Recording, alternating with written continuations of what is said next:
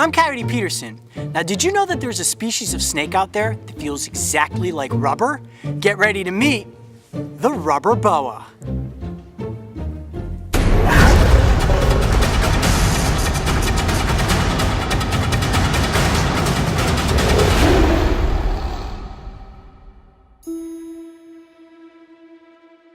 Throughout my adventures filming Breaking Trail, if there are two animal species I've encountered in almost every location, it's snakes and spiders. Not only are these creatures found on every continent except for Antarctica, they're also two of the most widely feared animals in the world. Well, here we go. One of my favorites. Look at this. That is a little desert blonde tarantula. Many people suffer from the fear of spiders, which is called arachnophobia. Let's get a good look at him. I'm gonna pick him up, ready? It never becomes any less nerve-wracking to pick up a tarantula. I promise you that. And I would wager to say that even more people are afraid of snakes, a fear known as ophidiophobia.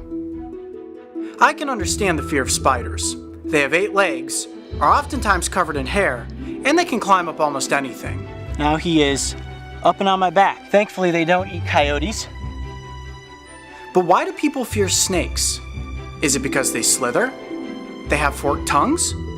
Or is it that we really just don't have an answer? And snakes are just plain scary.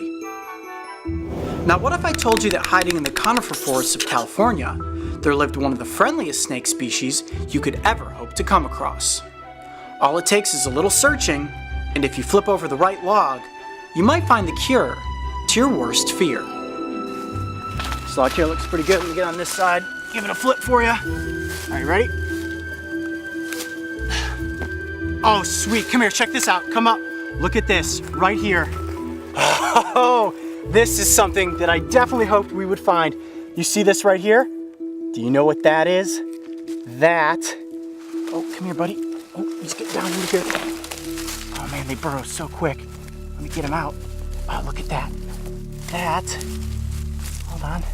I'm losing him. Oh, there we go. I got him. Look at that. That is a rubber boa. Okay, let's bring him up here. Get this situation a little bit more under control, but this is totally safe. Watch your back step there.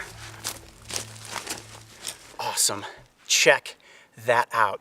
Now, you probably wouldn't believe me if I told you, but this little snake here is related to its much bigger cousin, the boa constrictor. Now this is a very docile species. I had no hesitation picking it up. Flipped over that log and saw it, knew it was non-venomous, and they never bite. Now the thing that is so cool about this snake is the way that they feel. I wish you guys could just jump through the screen and actually touch this animal. Because you're probably saying to yourself, well, it's a rubber boa, but does it feel like rubber? It absolutely does. I would say that the best thing I could compare this snake to is a fishing lure. Have you ever gone out and had one of those rubber worms that you stick a hook onto? That is exactly what this snake feels like. You don't believe me? Mark, stick your hand out here for everybody at home watching. Touch that snake. Oh, wow. What does that feel like? Exactly like rubber. Right? That's amazing. Almost exactly like a fishing lure. Now here's something really interesting to note about this snake. I'm gonna hold up its head for you here. See that? There's his head. Oh wait, or is that his tail? Because that is actually his head. Something really cool about this snake is that the head looks exactly like the tail. Now this helps them against predators, because if a predator comes in and says, that looks like a tasty treat, and he tries to bite this snake from the rear end, there's a good chance without getting the head that the snake isn't going to die. This tail is also used to help this snake get its food. What these snakes are out here looking for are baby mice or baby voles. They will search out a burrow, go in, and begin to have a meal. Most of the time, if the mother's not there, the snake is left in peace. But if the mother comes back and she tries to drive off this predator, the snake actually uses its tail like a boxing glove, and it will whap, whap, whap, fight off the mother, and then, unfortunately for the baby mice, this guy is left to have his feast. Pretty cool trait to have if you're a snake of this size. Okay, so let's talk about ophidiophobia, which is the fear of snakes. I know a lot of you out there watching are saying to yourselves, I don't care how cute that thing is, I would never get up close with that snake. But this is one cool customer. They're non-venomous, never bites, and actually, reptile presenters bring them to focus groups all across the world to help people who have ophidiophobia get over their fears. So if you're afraid of snakes and you ever have the chance to get up close with a rubber boa, I strongly suggest it, because you never know. This little guy might help you overcome your fears. I'm Coyote Peterson. Be brave, stay wild. We'll see you on the next adventure.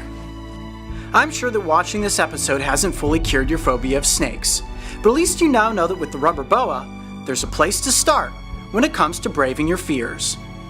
Are you afraid of snakes and spiders? If so, tell me why. And make sure to check out the time I had to challenge arachnophobia by getting up close with a giant desert tarantula. And don't forget, subscribe to join me and the crew on this season of Breaking Trail. Now he is up and on my back. Is he on my back? On your backpack. This is one of the most common species here in the Sonoran Desert. Thankfully, they don't eat coyotes.